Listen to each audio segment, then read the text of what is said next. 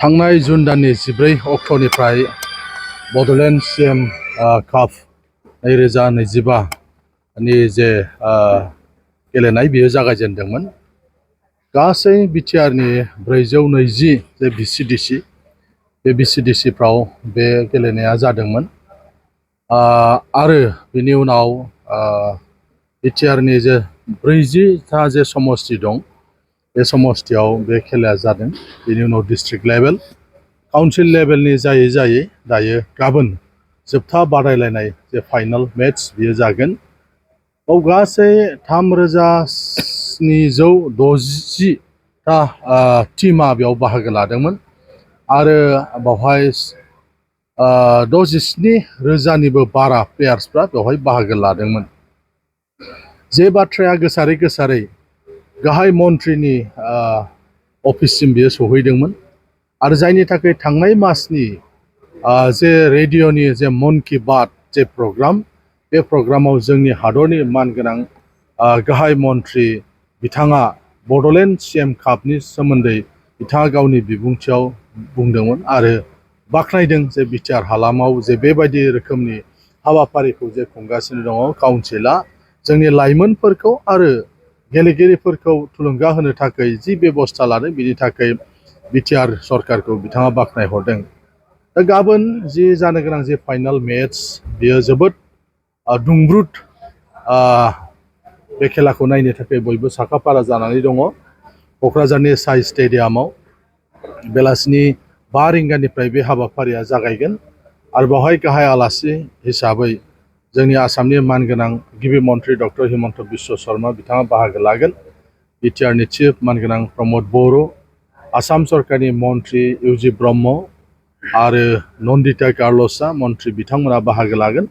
बेजों लोगोसे स्पर्ट्सजों सोमोन्दो थानाय गोबां गेदेमा सुबुंफोरखौ गाबोननि जे बादायलायनाय जे जोबथा बादायलायनाय हाबाफारि, बे हाबाफारियाव हांख्रायहरनाय जादों। जोंनि जेसेबां स्टेडियाम दङ, नोंथांमोना नुबाय थांनाय समफ्राव जे बे स्टेडियामा जोंहा जायगायानो थोआ। थ' बेबायदि गाबोनबो जोङो आसा खालामदों बाहाय 20-25,000 सुबुंफ्रा बे खेलायाव बाहागो लागोन। मानोना बेलासिनि जे खेला जों नुदों जे क'क्राझाराव बेलासियाव जेसेबां खेला जादों जायगाखौनो होथ्र'लायनो हायाखै आरो गाबोन जिहेतु बावहाय क'क्राझार आरो चिरांनि गेजेराव बे बादायलायनाया जागोन। क'क्राझार जिल्लानि जानानै कचुगाव जे समस्ति, बे कचुगाव समस्तिनि टीमा बेयाव बाहागो लागोन आरो चिरां जिल्लानि जानानै काजलगावनि जे समस्तिनि जे टीम, बे मोननै टीमनि गेजेराव जोबथा बादायलायनाय हाबाफारि, बे हाबाफारिया जागोन। बेनिखायनो मोननैबो जिहेतु नांजाबनाय जिल्लानि टीम, बे हिसाबै क'क्राझार आरो चिरांनि गोबां फुटबल मोजां मोनग्रा रायजो राजाफ्रा बे गाबोननि खेलाखौ नायफैगोन। गाबोन फ्रि होनाय जादों, बाहाय टिकेटनि जेबो बेबस्था गैया, खिन्थु थाब फैयोबा मोजां। मानोना जायगा मोना बा गिबि मन्थ्रि फैगोनखाय गोबां माखासे प्रट'कलनि खोथा थायो। बेनिखायनो नायगिरिफोरखौ आं खावलायनो लुबैदों बिथांमोना टाइमनि एसे सिगां फैनानै जाहाथे स्टेडियामाव गावबा गाव माने मासिखौ जेन' लाफैयो, बिनि थाखाय नोंथांमोननि गेजेरजों जोङो हांख्रायहरदों। बे खेलाया गुबैयै जोंनि गेजेराव गोजोन आरो खौसेथि लाबोनायनि थाखाय बे खेलाखौ होनाय जादों। जोंनि गेजेराव बिदा फंबाय सानलायनाय, गुबुन गुबुन हारिफोरनि गेजेराव मोजां मोनसे सोमोन्दो जाहाथे खेलानि गेजेरजों लाबोनो हायो, बेनि थाखाय बे हाबाफारिखौ खालामदों होननानै जोंनो मानगोनां बिटिआरनि चिफ बिथाङा सरकारि भाबै बेखौ फोसावदों।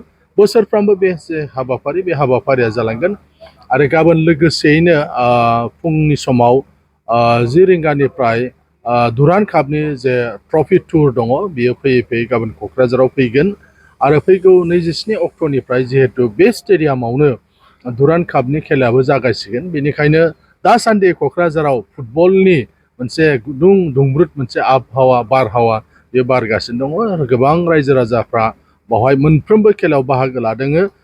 जेरै जोंनि बावहाय काउन्सिल लेभेलनि खेलाया दतमानि दासा फिल्डआव जादोंमोन आरो बनरगावनि साउथ आफ्लागाव जादोंमोन, सालाकाटिनि थारंगुरि फिल्डआव जादोंमोन। मोनथाम गुबुन गुबुन फिल्डआव जानानै गाबोन बेवहाय फाइनाल जाफैगोन। जोंनि जे हाबाफारि, बे हाबाफारिया 5 रिंगानिफ्रायनो जागोन। गोबां रोखोमनि बायदिसिना हाबाफारि दं, कालचारेल प्रग्राम दङ आरो रेलि दङ बावहाय। बे हिसाबै गाबोन 5 रिंगानिफ्राय जागोन आरो एक्जाक्ट जे खेला बे 7 रिंगानिफ्राय आरम्भ जागोन।